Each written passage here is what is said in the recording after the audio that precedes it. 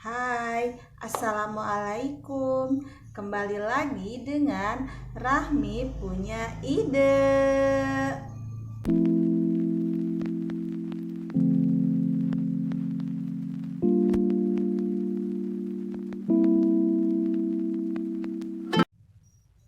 Hari ini saya mau cerita tentang My Acne Story dan bagaimana saya menyembuhkan jerawat. Mudah-mudahan video ini berguna buat teman-teman yang masih berjuang untuk menghilangkan jerawat, dan juga mudah-mudahan teman-teman selalu semangat ya, karena saya juga sudah berhasil. Langsung aja yuk kita dengarkan ceritanya.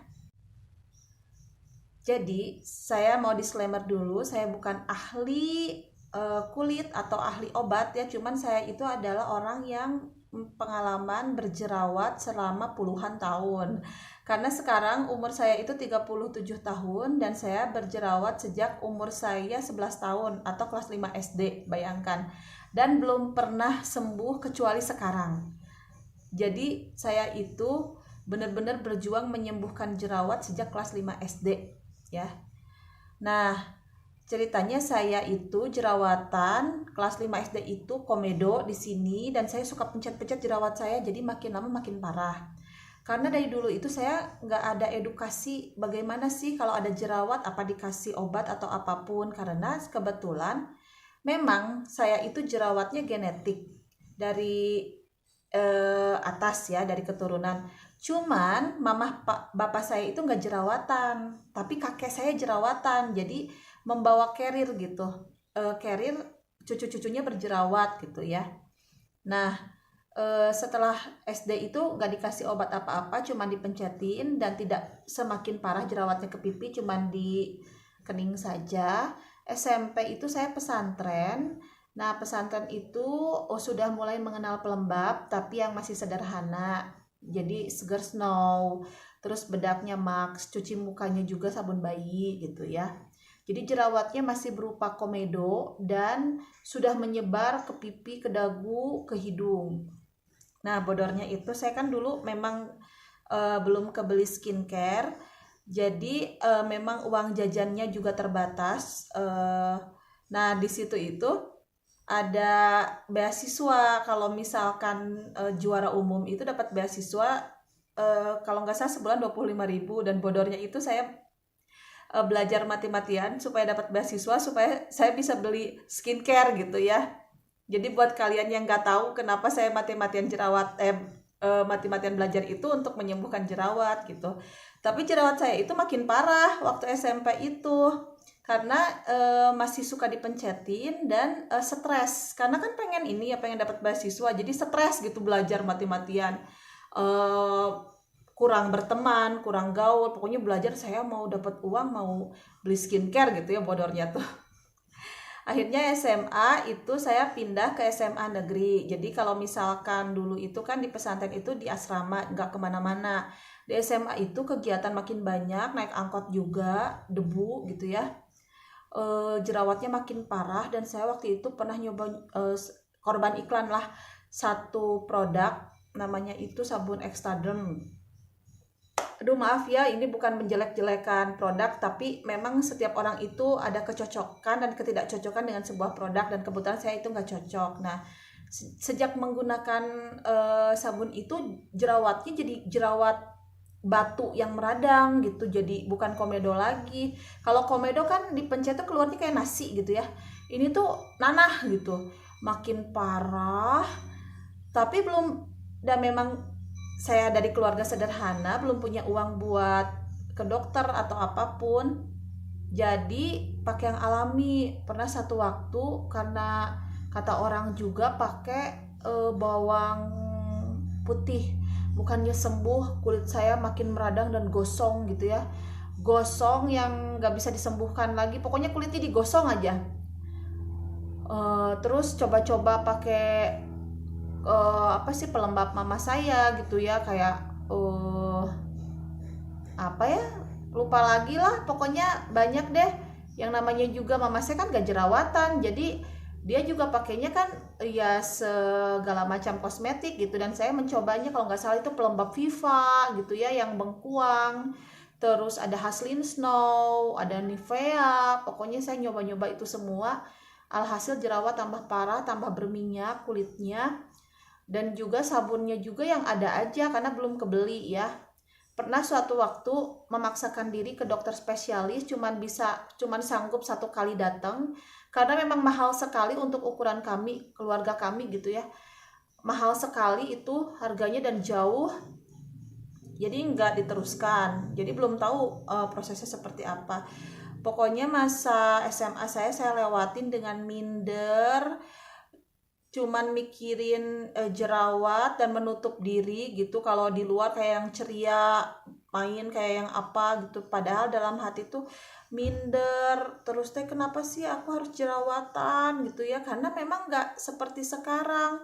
Kalau sekarang itu orang lebih menghargai yang berjerawat itu, bahkan yang berjerawat itu bisa menjadi influencer gitu dengan jerawatnya itu. Dengan sosial media memang masih banyak sih yang suka ngebully, cuman zaman dulu itu belum banyak orang terbuka tentang jerawat gitu. Jadi orang tuh kayak misalkan saudara aja ya datang, saya datang nih pas lebaran, yang mereka komentari itu adalah jerawat kita gitu. eh kan bapak saya orang Subang tuh, kalau datang ke Subang, kukul kukul kukul itu artinya jerawat gitu. Itu jerawat banget sih, gak pernah cuci muka ya gitu. Pasti dibilangnya kita yang jerawatan itu jorok dan gak pernah cuci muka gitu ya. Padahal kalau kalian tahu, orang yang jerawatan itu lebih eh, apa sih namanya, lebih rajin daripada orang yang gak jerawatan gitu. Dan sekarang juga saya gak jerawatan, gak serajin waktu saya berjerawat gitu perawatan wajahnya. Dan akhirnya masuk bangku kuliah, jerawat makin parah, bukannya makin sembuh, makin parah karena mungkin stres juga. Nah, di situ mulai punya uang itu karena suka ngajar-ngajar privat ngaji kayak gitu. Jadi bukannya dipakai bergaul, ngafe-ngafe atau beli baju, saya tuh nyoba perawatan di skincare yang ada di Bandung gitu ya. Pertama itu di Gandapura.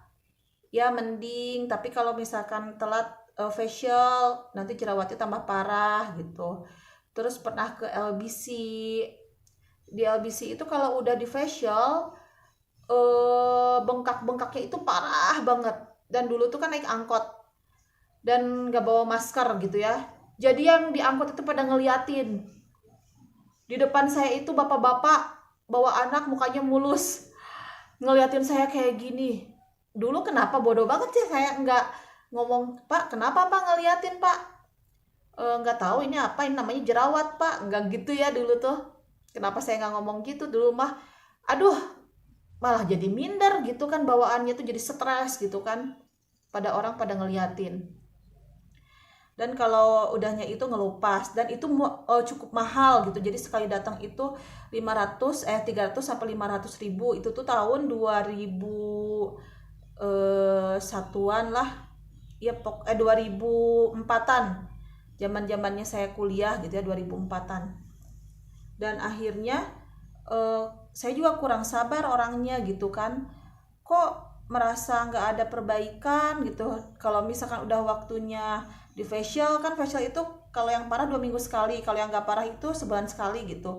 Nah udah deket-deket waktunya di facial, jerawatnya keluar lagi, nanti di facial dipencetin lagi jerawatnya, kebayang kan banyak bekasnya gitu ya di muka saya tuh.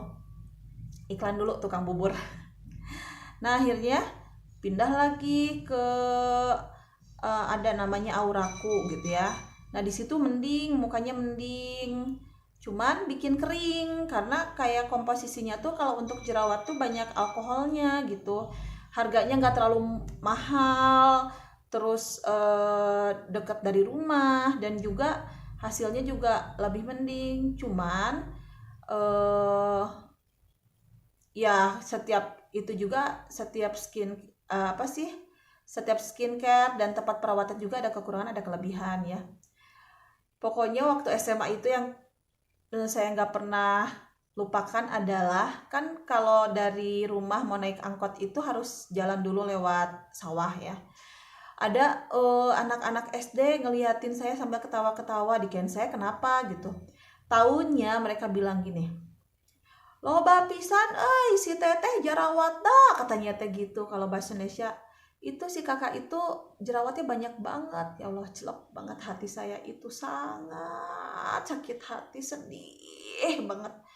Ya Allah, anak kecil juga yang polos ngomong kayak gitu, apalagi orang-orang dewasa gitu ya. Teman-teman saya mungkin dalam hatinya si Rahmi jorok banget, cuman mereka nggak ngomong gitu kan. Itu jadi motivasi banget buat saya untuk sembuh kan.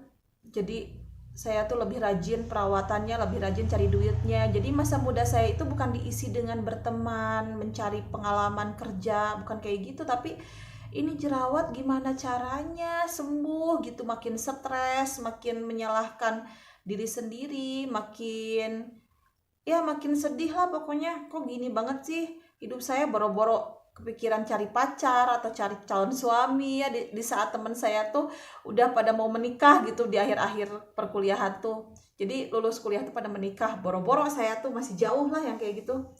Nah akhirnya pas saya perawatan di Auraku itu udah mulai kerja, dan saya itu istilahnya bertunangan gitu ya, udah apa sih dikenalin gitu. Taunya gak jadi nikah. Nah, gak jadi nikah itu tambah stres. Yang tadinya di Auraku perawatan itu muka udah mulai mulus lah. Tambah-tambah gak jadi nikah, keluar jerawat semuka-muka, dan jerawatnya itu gak ada matanya.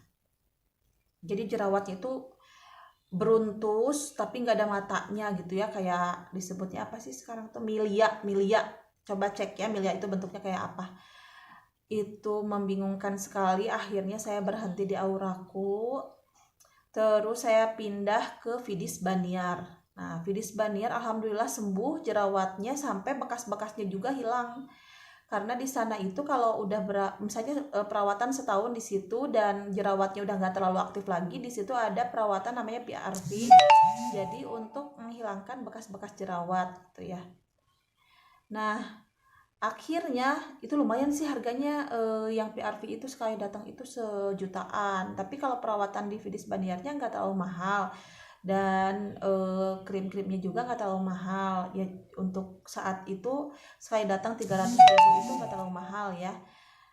Tapi memang ya ketergantungan gitu, sampai akhirnya saya dapat jodoh dan menikah dengan suami saya yang sekarang itu, dan kita mulai menyicil rumah gitu ya, dan memang tidak ada jatah untuk perawatan. Akhirnya saya nggak pernah perawatan lagi gitu. Dan saat saya menikah juga memang masih ada jerawat. Jadi kalau di Vidis Baniar itu bukan jerawatnya hilang sama sekali, bukan, tapi masih ada jerawat, cuman nggak terlalu parah gitu. Nah pas sudah menikah kan gak perawatan lagi, jerawat banyak lagi datang dan pergi gitu. Jadi selama saya menikah itu saya jerawatan terus, gak pernah sembuh. Pernah mending jerawatnya itu saat hamil. Jadi saya tuh setiap hamil mukanya agak terkontrol gitu minyaknya tuh. Sekarang juga saya kan lagi hamil gitu.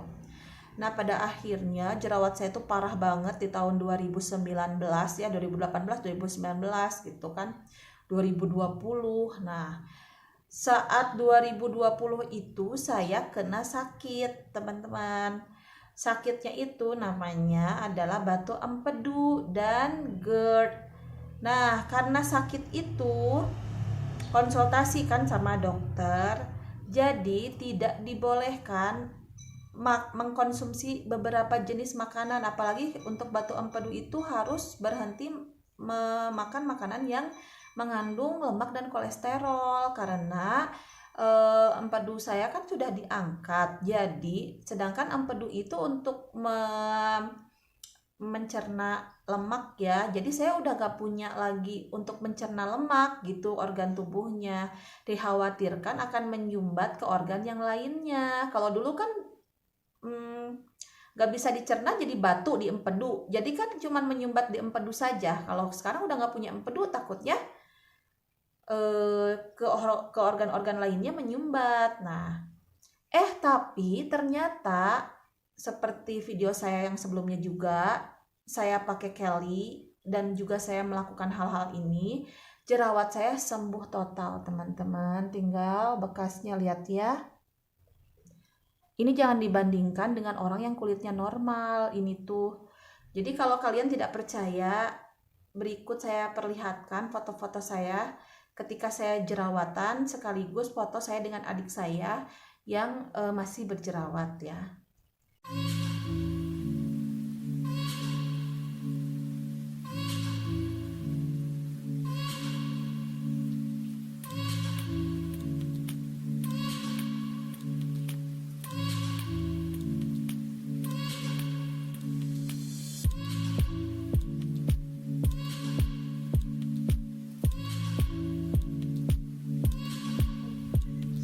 Hai, ini adik saya.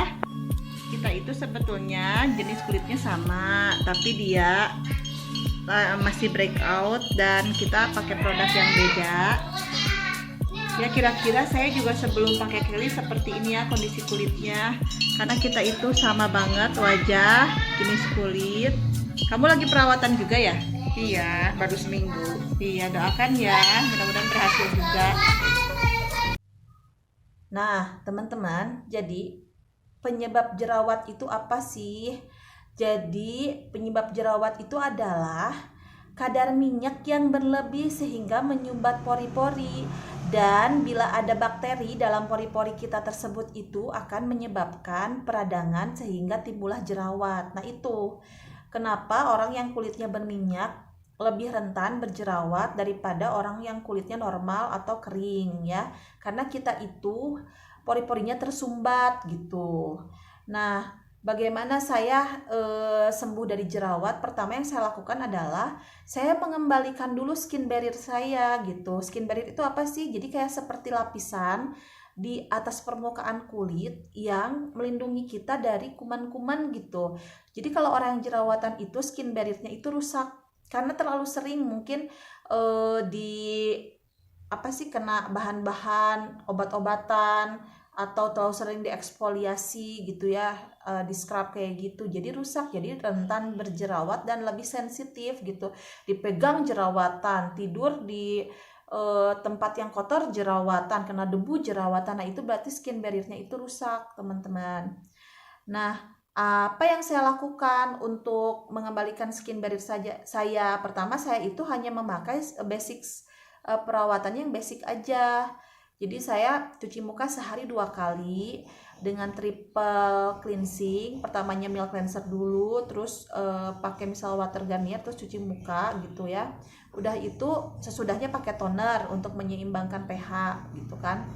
Nah, terus pakai pelembab, udah saya nggak pakai foundation, nggak pakai apapun yang lebih berat lagi menyumbat pori-pori. Pakai bedak juga, saya bedak tabur yaitu bedak Max ya. Dan selanjutnya yang saya lakukan adalah tidak melakukan physical eksfoliasi. Jadi saya kan dulu berpendapat muka jerawatan itu kan gerinjel-gerinjel, biar halus digosok-gosok gitu kan biar jerawatnya luruh. Nah ternyata itu nggak boleh kalau yang jerawatnya banyak. Jadi kalau mau dieksfoliasi itu pakai yang chemical eksfoliasi. Kalau saya sih sebenarnya nggak pernah melakukan itu menggunakan produk yang di pasaran, tapi saya pakai yang alami seperti pepaya gitu. Jadi kalau jeruk nipis juga terlalu keras di muka saya, apalagi cuka apel, jadi pakainya yang pepaya. Itu juga jarang-jarang sih, sekali-kali aja gitu. Atau masker-masker yang ringan lah, kayak yang dari Himalaya itu yang Nimax. Itu awal-awal saya jerawatan pakainya yang Himalaya yang Nimax gitu ya. Terus yang saya lakukan adalah cukup tidur, karena penyebab sakit saya batu empedu itu adalah saya dulu begadang waktu kuliah di UTPGSD itu. Jadi mungkin kalau begadang itu kerja hati saya, organ hati saya kurang maksimal, menyebabkan tidak bisa mencerna makanan itu dengan baik, sehingga menyebabkan empedu saya juga bekerja kurang baik gitu. Jadi saya kan gak pernah tidur lebih dari jam 11 sekarang itu. Pokoknya jam 11 itu udah tidur aja. Kenapa? Karena ternyata kalau kita kurang tidur itu akan menyebabkan stres dan meningkatkan hormon kortisol yang memicu peradangan pada tubuh sehingga merusak struktur kulit. Nah, ternyata begadang juga menyebabkan jerawat, teman-teman. Hati-hati ya yang masih begadang ya mengerjakan tugas, karena kita pasrahkan aja kepada Allah lah. Mudah-mudahan kalian bisa memaksimalkan waktu kalian di siang hari untuk beraktivitas, mengerjakan apapun. Nah, malam hari mah kita waktunya tidur. Kalau kalian mau bangun misalkan untuk tahajud, nah itu nggak apa-apa, yang penting kita udah tidur sesuai dengan jam biologis kita gitu. Bagus-bagus jam 9 udah tidur, jam 9 tidur, jam 3 bangun tahajud, nah itu bagus gitu ya. Terus hindari stres. Jadi sekarang itu karena saya punya GERD itu penyebabnya adalah anxiety atau kecemasan yang berlebih. Jadi saya disuruh dokter itu untuk berpasrah diri kepada Allah gitu setiap ada masalah itu. Karena memang yang memicu saya GERD itu, saya waktu itu cemas berlebih karena pandemi ini ya. Saya mengkhawatirkan anak saya mengkhawatirkan orang tua saya gitu. Takutnya kena COVID gimana ya. Sekarang lebih berpasrah diri, caranya dengan apa? Dengan berdoa dan banyak beribadah gitu. Memang klise sih, tapi ini memang dilakukan sama saya gitu. Terus yang selanjutnya saya minum zinc waktu itu tuh. Ada suplemen namanya zinc sulfat ya, nggak mahal, itu generik kok. 1 hari diminum 1 kali dan itu aman dikonsumsi. Saya baca-baca aman dikonsumsi setiap hari. Kenapa sih minum zinc? Karena zinc itu untuk meningkatkan sistem kekebalan tubuh. Karena sistem kekebalan tubuh yang menurun dapat menghancurkan sel pelindung sehingga mempermudah perkembangan bakteri penyebab jerawat. Nah, tapi ada juga produk zinc lainnya yang mahal-mahal kayak produk Dietitian. Kalau teman-teman budgetnya cukup, ya beli itulah untuk kekebalan daya tahan tubuh ya. Dan saya juga sekarang sedang hamil. Nah, hamil juga, setiap saya hamil, alhamdulillah hormon saya seimbang. Maksudnya hormon seimbang itu apa sih? Jadi kan perempuan itu hormonnya itu estrogen ya. Nah, ketika kita berjerawat, kita tuh kebanyakan hormon laki-lakinya atau androgen gitu. Nah, oleh karena itu, karena saya itu hormon estrogennya lebih banyak daripada hormon androgen ketika hamil ini, maka hormon saya seimbang gitu ya. Nah, ternyata banyak sekali cara untuk menyeimbangkan hormon, diantaranya adalah makan makanan tertentu seperti alpukat, kedelai, sayur-sayuran, buah-buahan gitu ya, teh mint. Nah, itu bisa menyeimbangkan hormon kita gitu. Nah, bila wanita kebanyakan hormon androgen, maka akan menghasilkan minyak berlebih dan dapat menyumbat pori dan menyebabkan jerawat. Makanya hormon itu harus seimbang. Nah, sekarang yang saya lakukan juga saya adalah mengurangi gorengan.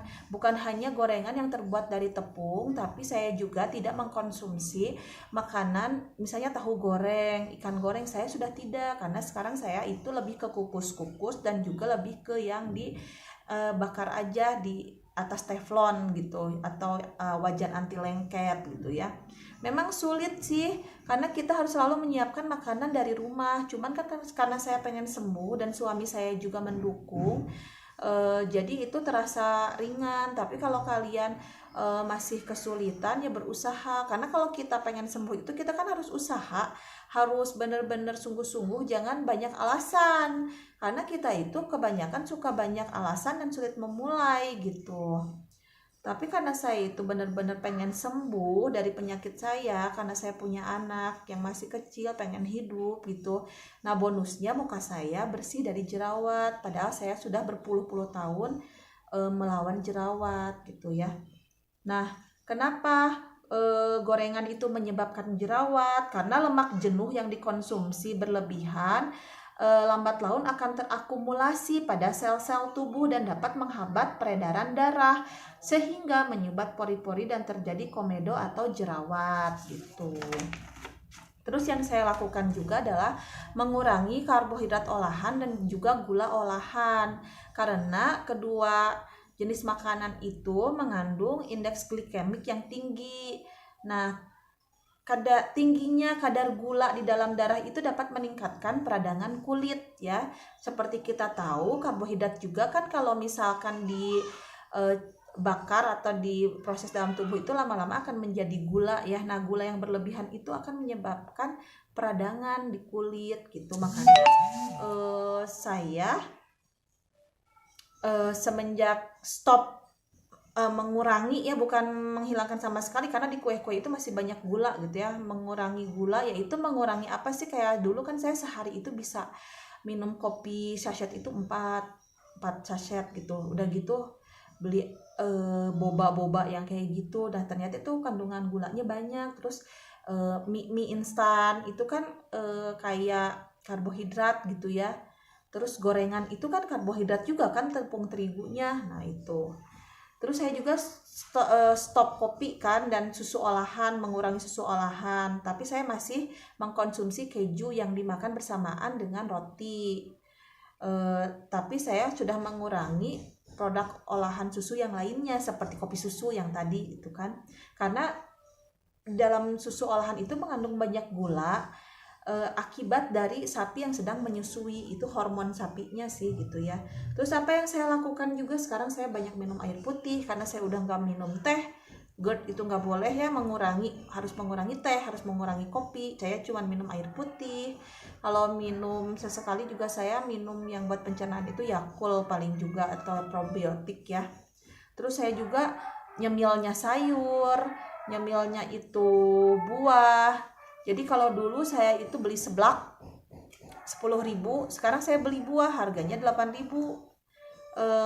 Pepaya gitu. Jadi nyemilnya pepaya, nyemilnya pisang, atau nyemilnya itu buah-buahan yang lain, semangka, apapun lah saya makan gitu selama saya masih nggak terlalu asam gitu rasanya. Dan saya juga mengkonsumsi madu asli. Saya minum madu HDI Clover Honey, itu kan asli sekali dan itu mengendalikan GERD saya gitu, alhamdulillah. Jadi sebelum makan apa-apa pagi-pagi saya udah minum madu dulu, itu baru saya bisa makan dengan normal. Tapi saya udah nggak makan pedas, nggak makan yang panas, karena makanan pedas dan panas juga itu memicu kelenjar keringat kan. Kalau udah makan pedas dan panas kan keringetan, sedangkan kulit kita itu pori-porinya tersumbat ya karena minyak itu gitu ya. Itu saja teman-teman, my acne story dan juga bagaimana saya menyembuhkan jerawat. Mudah-mudahan berguna dan semangat ya buat teman-teman yang masih jerawatan, karena memang kalau usia remaja itu sangat sulit sekali untuk sembuh dari jerawat. Dan saya juga di usia dewasa nikah itu saya umur 28 tahun itu masih jerawatan, dan itu bohong sekali orang yang bilang nanti juga kalau udah nikah jerawatnya sembuh. Kalau tanpa usaha tidak akan sembuh. Sembuh itu kalau pola hidup kita dibenarkan, skincare-nya kita menemukan yang cocok, dan kita itu benar-benar sungguh-sungguh untuk berusaha menyembuhkan jerawat gitu ya. Sekian dari saya, terima kasih ya. Jangan lupa like, subscribe, komen, dan share ke teman-teman kalian. Mudah-mudahan ini berguna buat teman-teman yang masih berjuang melawan jerawat. Assalamualaikum, dah.